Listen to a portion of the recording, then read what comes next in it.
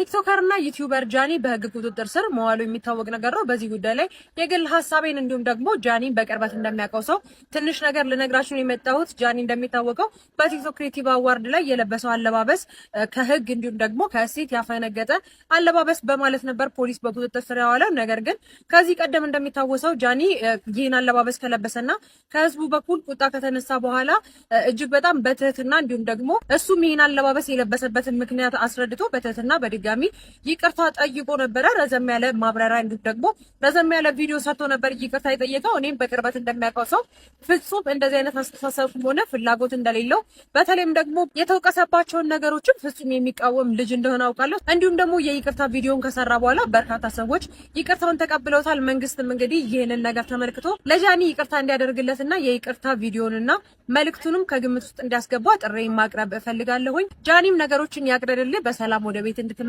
መልካም ምኞቴ ነው። ሁላችንም መልካም ምኞታችንን እንመኝለት። መልካም ምሽት ይሁንላችሁ። ሰላም ቲክቶክ እንዴት ናችሁ? የ2025 የቲክቶክ አዋርድ አለባበስ በጣም ብዙ አነጋግሮ ነበር። ጥርት ያለ ነገር መናገር ፈልጋለሁ። በዚህ አጋጣሚ ወደ ሌላ ነገር ተወስዷል። ሶኔን የምታውቁኝ ሰዎች ዳንሰኛ ነኝ። ከ11 ዓመት ጀምሮ ዳንሰኛ ነበርኩ።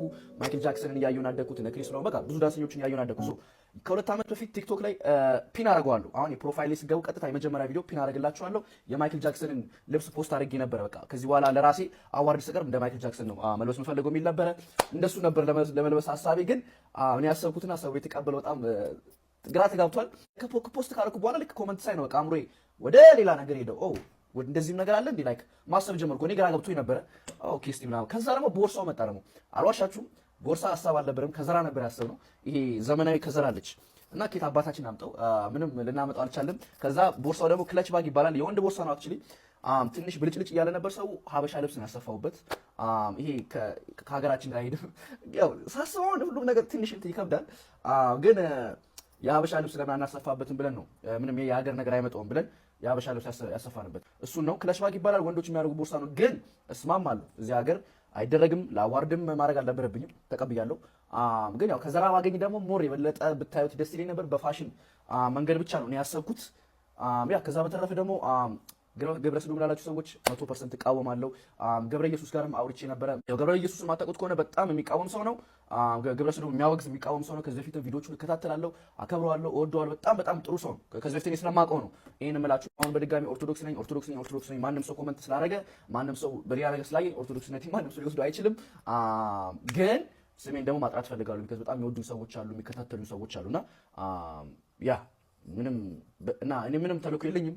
ጋሚ ግብረ ሰዶምን እቃወማለሁ እስከ መጨረሻው። እኔን የሚያቀኝ ሰው ያቀኛል። ቢካዝ አይቻለሁ ኮመንታችሁን ሜሴጅ ላይ መጣችሁን ያውቃለሁ። ጃኒ በእንደዚህ ነገር እንዳላሰብኩ አውቃለሁ ብላችሁ የመከራችሁ ሰዎች አሉ፣ የሳደቡ ሰዎች አሉ።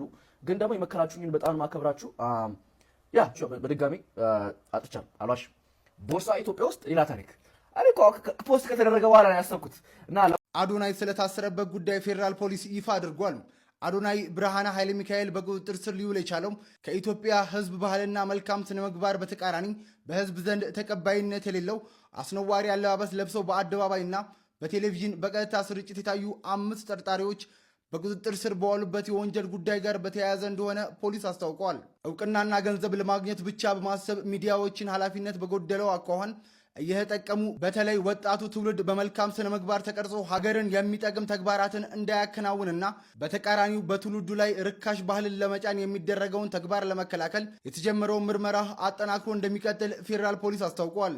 ለፈጣንና ወቅታዊ መረጃዎች የፕላስ ምልክቷን በመንካት ቤተሰብ ይሁኑ። የአዶናይና የካሜራማኑ መታሰር ተከትሎ ጋሽ ሰለሞን በተደጋጋሚ መኪናይስ እያሉ እየጠየቁ ነበር። ቢሆንም አሁን ግን ብዙ ሰዎች መታሰራቸውን ስለሰሙ ራሳቸውን ሰውረዋል። እንደውም አንዳንድ ምንጮች እንደሚያሳዩት ከሆነ እሳቸውም ታስረዋል ነው የሚባለው። ብቻ ፈጣሪ ይጠብቀን ሁላችንንም። አብይ አህመድ ሰግጦ አዶናይን አስሮታል። ሰግጥ ፈምስ የምትል ሐረግ ቤተ መንግስት ደርሳለች ማለት ነው። አዶናይን ጨምሮ ብዙ ቲክታከሮች ከትላንት ጀምሮ እየታሰሩ ነው። ምክንያት አድርጎ ያቀረበው ፌዴራል ፖሊስ ደግሞ ልብ ይነካል። ለህብረተሰቡ እሴት እንጨነቃለን ይላል። ምናልባት ሰምታችሁ ካልሆነ ከ2 ቀን በፊት አንድ ታዋቂ ጋዜጠኛ በግብረ ሰዶማዊነት ተጠርጥሮ ሙሉ መረጃ ተገኝቶበት መንግስት ሊሰማው አልፈልግም። እነዚህ ልጆች እና አዶናይ የታሰሩበት ምክንያት ግን ከኔ በላይ ተሰሚነት እያገኙ ነው የሚል ተራ ወግ ነው።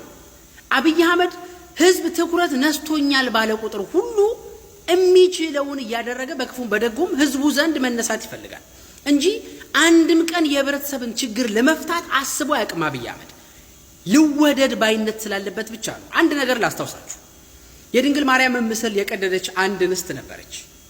ያቺ እንስት ብዙ ችግር እንደፈጠረች ታውቃላችሁ። አንድ ወንድማችንም ቤቷ ድረስ ሄዶ ምናምን ችግር ተፈጥሮ ምናምን ያልሽ ታሰረ።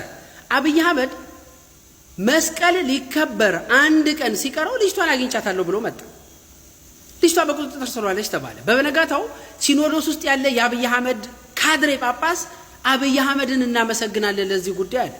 መንግስት ራሱ በደል በድሎህም ራሱን ይቅርታ እንድትለው እንድትክሰው ይፈልጋል እንጂ የዳቦ ዋጋ መናር፣ የህብረተሰብ መጨነቅ፣ የዘይት መናር፣ የእንቁላል ዋጋ 150 ብር መግባት፣ የነዳጅ ዋጋ በ1 ሊትር 200 ብር ማለፉ መንግስትን አያስጨንቀውም። ይሄ የህብረተሰብ ችግር ነው ብሎ ያስብ። መንግስት ህዝቡን ያስጨንቀዋል ብሎ የሚያምነው አንድ የቲክታክ ሴት የለበሰችው አለባበስ ነው እንጂ ከከተማ ውጪ አውጥቶ የሚጥለው ህዝብ ይኑር ይሙት መዳኑን እንኳን ማረጋገጥ አይፈልግም። ምንም ጊዜ ቢሆን አብይ አህመድ ትኩረት እንዳይነፈገው ስለሚፈልግ ብቻ ህዝቡ ዘንድ ትኩረት ለማድረግ እንደዚህ አይነት ነገሮችን ያደርጋል። ስለዚህ የሚገርም አይደለም። ነገም ከነጎዲያም ይቀጥላል። እስከ መቼ? ህዝብ አብይ አህመድ ላይ መነሳት እስካልቻለ ድረስ ኢትዮጵያውያን ቲክቶከሮችን በፊት ገጹ ላይ ይዞ የወጣው የዓለማችን ቁጥር 1 የዜና አውታር የሆነው ቢቢሲ ኒውስ በኢትዮጵያ ውስጥ ቲክቶከሮች እየታሰሩ እንደሆነና በርካታ ውዝግቦች እየተነሱ እንደሆነ በዜናው ላይ ይዞ ወጥቷል። በተለይም ደግሞ በጃኒና በአዶናይ ዙሪያ በርከት ያሉ ማብራሪያዎችን ይዞ የወጣው ቢቢሲ እንደሚታወቀው አዶናይ ከታሰረ በኋላ ኢትዮጵያ ውስጥ በርካታ ውዝግቦች ተነስተው እንደነበረ የሚታወስ ነው። የአዶናይ ወላጅ እናትም ለቢቢሲ ትግረኛ የሰጠችውን ቃለ ምልልስ መሰረት በማድረግ ነው ቢቢሲ ይህንን ዜና ይዞ የወጣው። በተለይም ደግሞ በአዶናይ ዙሪያ በርካታ ዝርዝር ሀሳቦችን ይዞ የወጣው ቢቢሲ ወግ አጥባቂዋ ሀገር ኢትዮጵያ ሲልም በዜናው ላይ ይዞ ወጥቷል። የፋሽን የስፖርት እንዲሁም ደግሞ አነቃቂ የሆኑ የሶሻል ሚዲያ ኢንፍሉዌንሰሮችን የኢትዮጵያ ፖሊስ ሰብስቦ እንዳሰረ ነው ቢቢሲ በዜናው ላይ ይዞ የወጣው።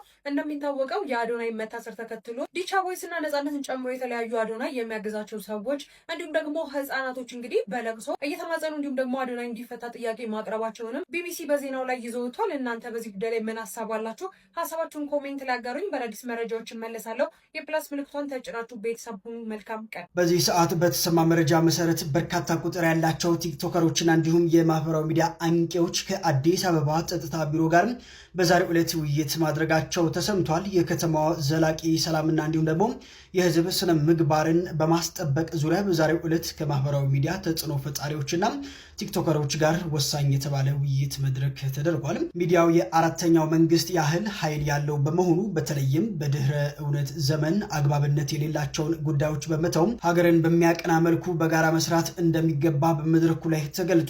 በመድረኩ ላይ የተሳተፉት የማህበራዊ ሚዲያ ተወካዮች በበኩላቸው የሀገርና የዜግነት ግዴታቸውን ለመወጣት ዝግጁ መሆናቸውንና በትውልድ አስተሳሰብ ላይ የተሻለ ንቃተ ህሊና ለመፍጠር እንደሚሰሩ፣ የተሳሳተ አስተሳሰብ ላይ በሚደረጉ ዘመቻዎች ላይ ትኩረት ሰጥተው እንደሚሰሩ ቃል ገብተዋል። እናንተስ በዚህ ጉዳይ ምን ትላላችሁ? ሰባችሁን አጋሩ።